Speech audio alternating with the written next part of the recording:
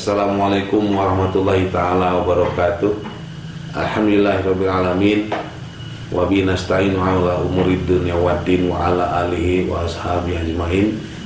Asyhadu an la ilaha illallah wahdahu la syarika lah wa asyhadu anna Muhammadan abduhu wa rasuluhu la nabiyya ba'da. Sahabat RNTV dimanapun berada, mari sama-sama kita panjatkan puja beserta puji kehadirat Allah Subhanahu wa taala, yang mana atas limpahan nikmat dan karunia-Nya kita masih diberinya kesempatan kembali untuk hadir pada sore hari ini dalam rangka pertemuan kita, yaitu penenteran kolbu pengiring berbuka puasa. Mudah-mudahan semuanya dalam keadaan sehat. Hadirin rahimakumullah, kita sebagai manusia adalah makhluk sosial, yang mana makhluk sosial itu butuh bertemu, butuh berinteraksi dengan banyak orang. Karena yang namanya makhluk sosial akan terjadi saling butuh membutuhkan. Nah, orang yang saling butuh membutuhkan ini terkadang banyak yang merasa sama kebutuhannya, juga banyak yang merasa berbeda-beda kebutuhannya. Dalam arti kata, banyak terkadang persamaan-persamaan antara manusia yang satu dengan manusia yang lain.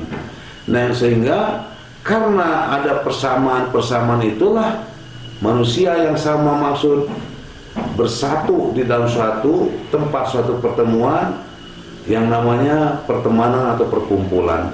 Pertemanan saat ini bukan hanya di dunia nyata saja, namun pertemanan saat ini sudah ada di dunia maya. Bahkan dunia maya tersebut terkadang tidak memperhatikan atau tidak mengetahui jenis kelaminnya, tidak mengetahui siapa orangnya, tapi mereka berteman karena mungkin ada satu kecocokan dari bahasa yang dikeluarkan tadinya. Nah, dari sini bisa kita simpulkan bahwasanya manusia itu membutuhkan teman. Bahkan pertemanan itu kebaikannya terkadang melebihi saudara kandungnya, saudara nasabnya sendiri.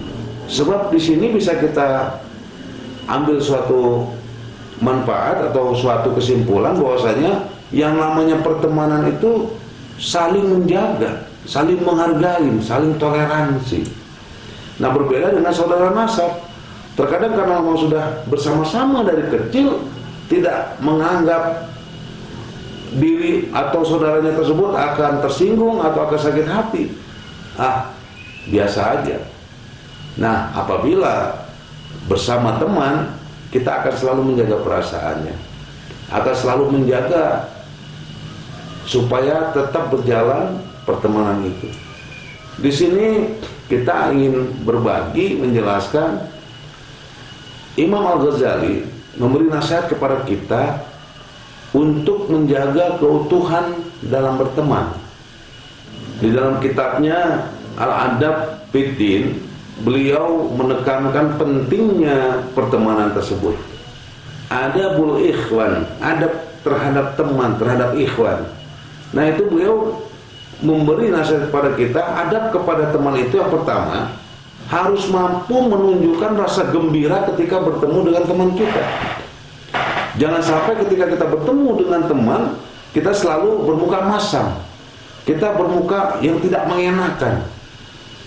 Nah, yang sehingga teman tersebut juga nantinya ketemu dengan kita akan susah, akan nggak mau, malah terkadang ada yang menghindar. Nah, oleh sebab itu Imam Al-Ghazali memberi nasihat kepada kita, ada berteman itu yang pertama adalah menunjukkan rasa gembira ketika bertemu dengan teman kita tersebut. Nah, yang kedua, hendaklah kita mendahului salam, mendahulu mengucap salam. Nah, itu seperti hadis Rasulullah SAW, inna aulan nasi billahi man bada'ahum bisalami. Sesungguhnya manusia yang paling utama di sisi Allah Subhanahu wa taala itu yang terdahulu dalam mengucapkan salam. Nah, jadi kita untuk menjaga pertemanan, apabila bertemu harus kita dahulu yang menegur sapanya. Kalau kita muslim yang mungkin dengan sudah jelas dengan bahasa assalamualaikum. Nah, kalau misalnya setelah mengucapkan seperti itu, seperti anak-anak gaul sekarang misalnya, hai bro, misalnya, atau apapun misalnya, nah itu harus kita dahulu yang mengucapkannya sebelum teman kita. Nah ini kalau kita mendahulukan ucapan, itu kita sama dengan menghargainya. Nah kalau seandainya teman yang satu dengan teman yang lain saling mendahuluin untuk mengucapkan salam, Masya Allah, itu akan terjadi orang yang saling harga menghargai nantinya, insya Allah. Nah, yang berikutnya, harus mampu kita bersikap ramah dan harus berlapang dada ketika duduk bersama dengannya. Jadi ketika kita duduk dengan teman kita itu, jangan sampai kita nggak pernah ngomong, nggak pernah berbicara.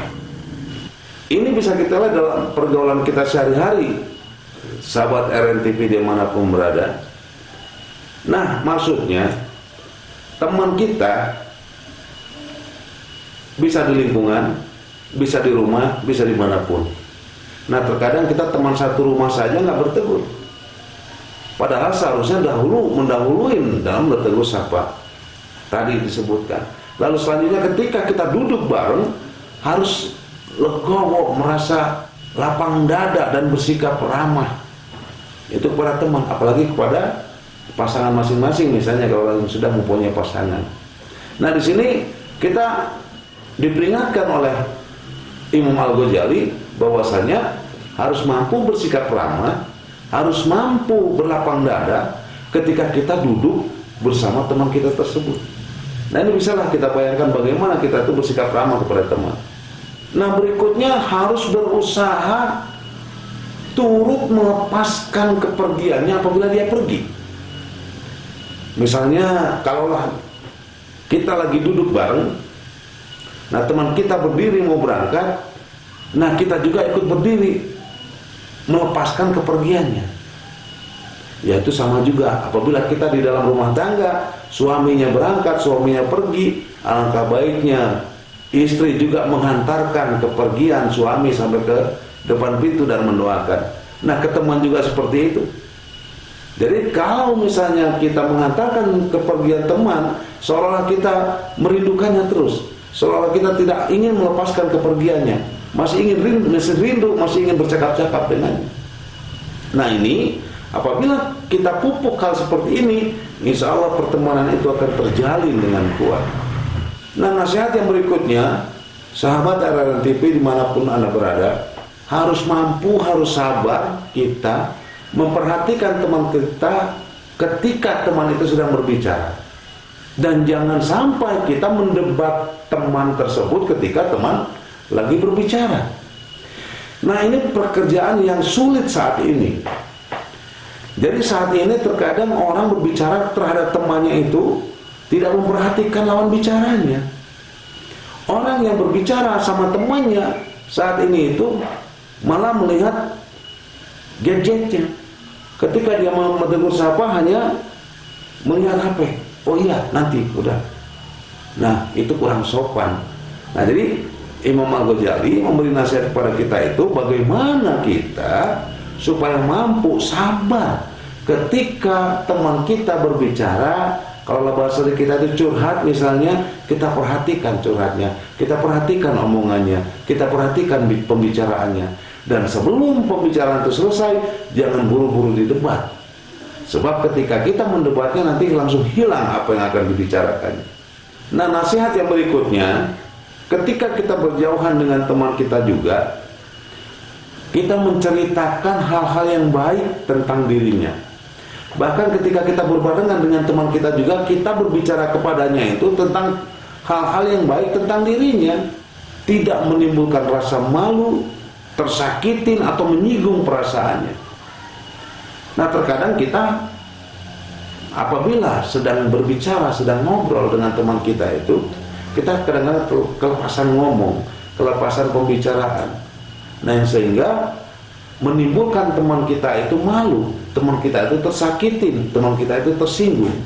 Nah, di sini Imam Ghazali memberi nasihat kepada kita, hendaklah kiranya ketika kita berbicara kepada teman kita itu, kita membicarakan hal-hal yang baik tentang dirinya. Nah begitu juga ketika jauh darinya.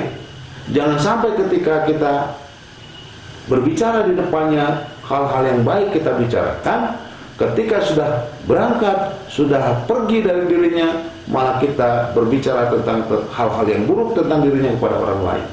Nah itu tidak diperbolehkan sama sekali. Nah berikutnya nasihat Imam Ghazali, jangan sampai menentang pembicaraannya.